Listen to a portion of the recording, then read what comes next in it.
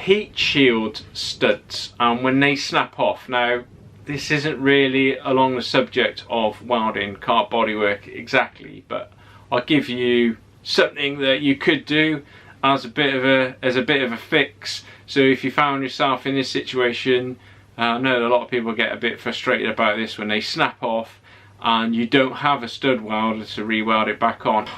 Putting my thinking cap on, you can use a MIG welder for this.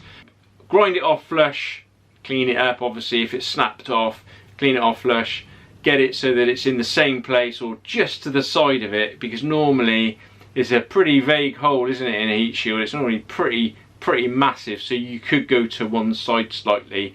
Just drill a hole just big enough so you can get that stud through. Then you can push the stud through, MIG weld it from the inside of the car. Just focus the weld on top of the stud, not on the bodywork. Get the weld on the end, a blobby weld, and it will literally just keep melting until it gets into the bodywork and it'll melt itself onto the bodywork. That's one way you could do it. Or another way, if you didn't want to end up kind of like destroying all the paintwork on the car, because this is what's going to happen if you start welding the car. Something else you could do is cut a nice sort of square of material out of some steel, drill the small hole in it, weld the stud to that, and then you could use some 2-pack epoxy adhesive like structural panel bond.